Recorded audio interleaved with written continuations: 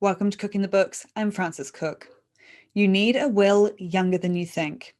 Yes, I know, none of us like thinking about death, and frankly, many of us feel broke and like we don't have much to leave to loved ones, but you should still consider a will.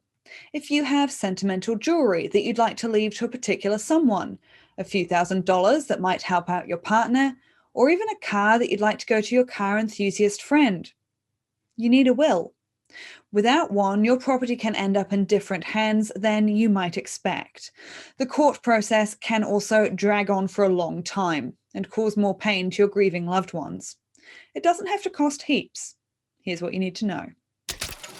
News Talk ZB presents Cooking the Books with Frances Cook. I'm joined now by barrister and solicitor Dee Holmes from Community Law Waikato.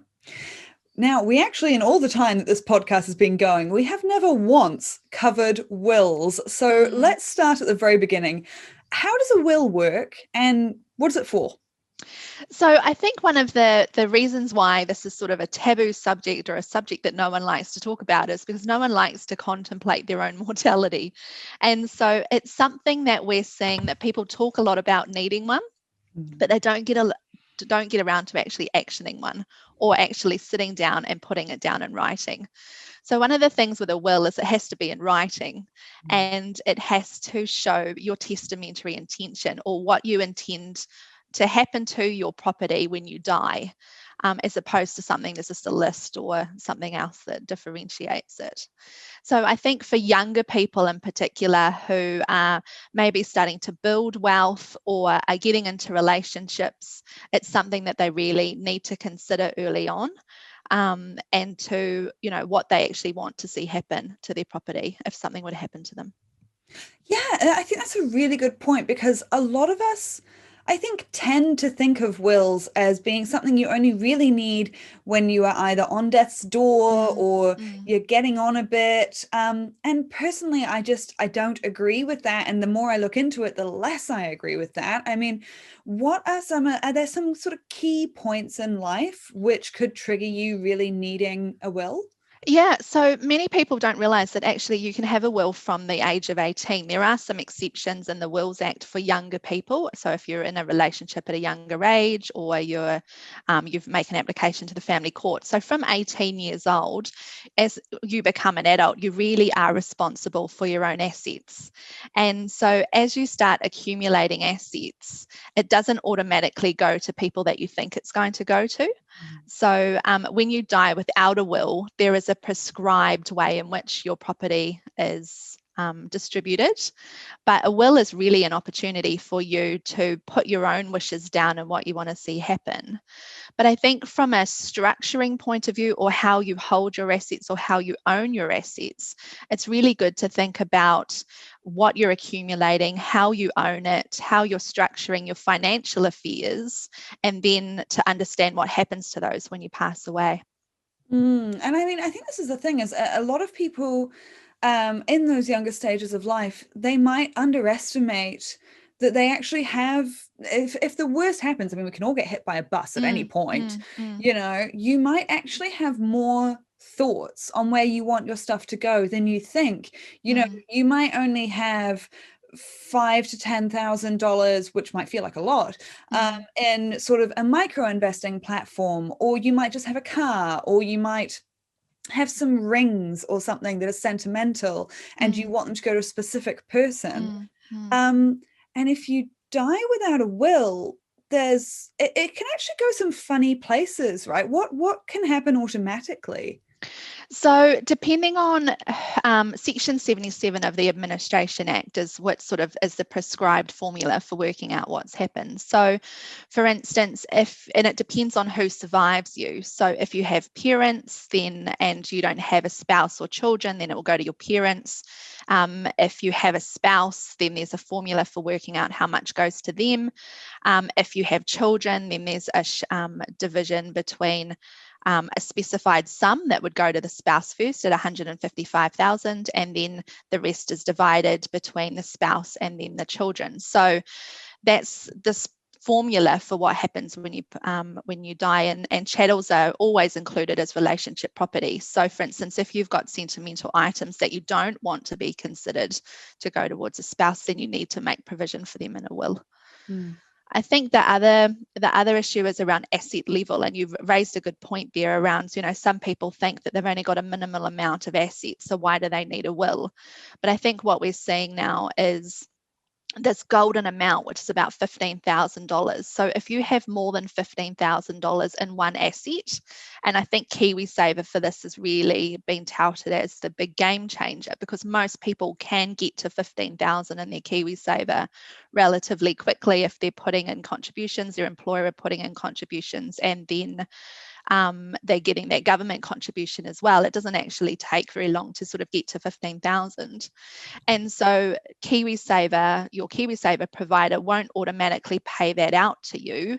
It needs to go through some sort of formal administration. So either having a will or through the intestacy process. Having a will is a less complicated way to manage your affairs. So the intestacy process is a lot longer. It can be more stressful on the family. There are some costs associated with all of that. Whereas if you have a will, it's a little bit more straightforward. If you have a will and you have assets under 15,000, then your next of kin or whoever you nominate in your will can receive those funds. They'll just be paid out. Whereas if it's over 15,000, you need to apply to the High Court for your executor to manage your finances. I think that's the thing that a lot of people maybe don't realize is they think, oh, maybe they'll hear it goes to the parents or it goes to the spouse or, whatever. And they think that's fine. People can just divvy it up like that. And I get it. But also this is what really freaks me out about the dying without a will thing is that it is a long process. It often can be a stressful process.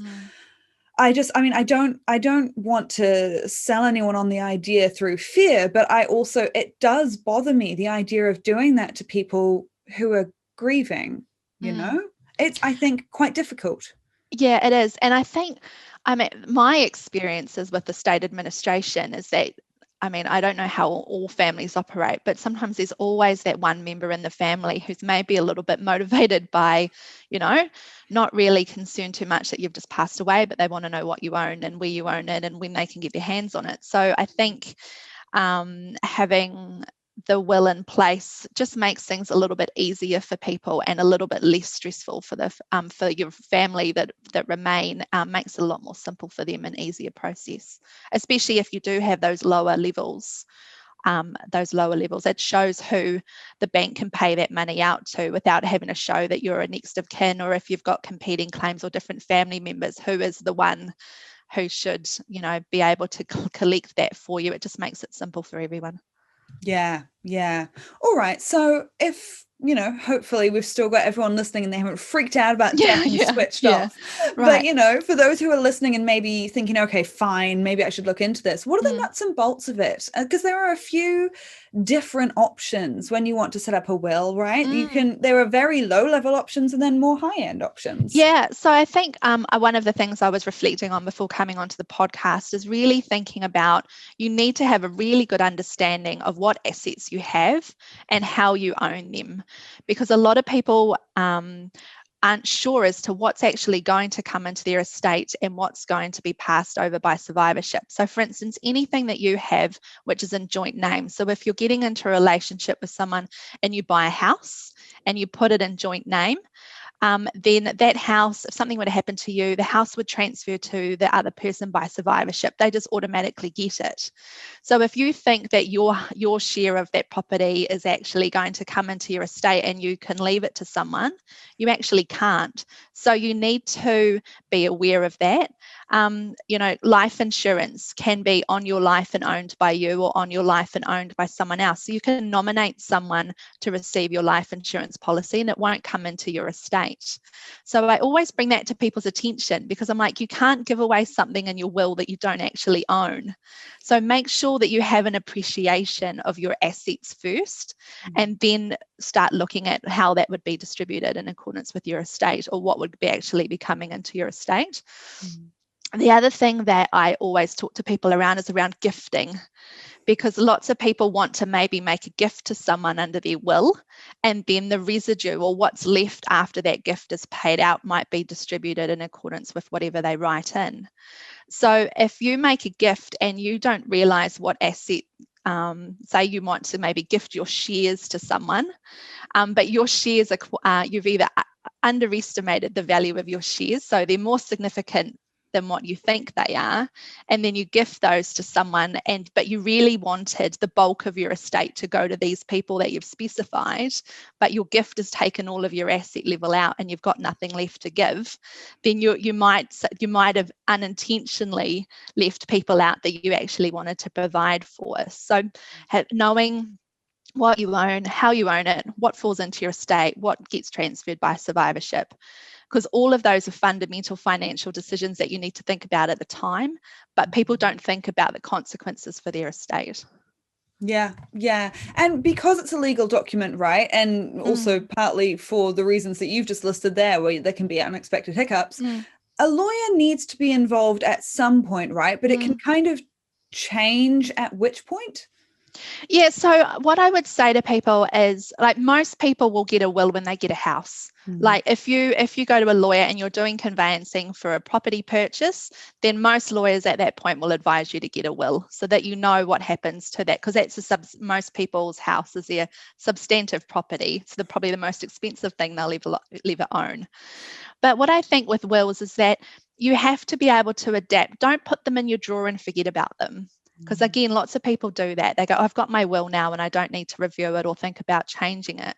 But as your ages and stages change and your relationships with other people change, you need to also be updating your will to reflect that. So for instance, as a single person, you might leave everything to nieces and nephews or to your siblings. But if you all of a sudden want to get married, or you've got a partner and then maybe you've got children, then you might want to probably make provision for them. But if you've left everything in your will to other people, then they'll miss out. So you've got to sort of match your will with where you are in your ages and stages. So I think that's really important. And the other thing as well is, when you get married, your will is invalid. So if you are contemplating getting married, make sure that and you decide you want to do a will at that point, make sure you put that contemplation of marriage clause in.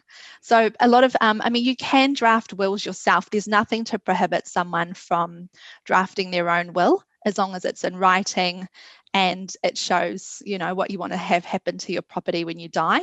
That would be how to be valid will, even if it's not witnessed correctly or a lawyer didn't draft it. So you can still do that yourself. But where the law or where lawyers add benefit is they can really reality test situations with you, sit down, work out where you're up to, make sure that you're actually thought about all your options and that's reflected in your will. And they can also talk to you around, who you have obligations to, because, you've got other laws that could impact on who can make a claim against your estate. So for instance, if you have a spouse or a partner and you don't include them in your will, can they make a claim? If you leave out your children, especially minor children, they have an even stronger obligation on you to make sure that you're going to provide for them. So and even stepchildren if they're wholly dependent on you. So you've got to make sure that you're thinking about their benefit, what's in their benefit as well.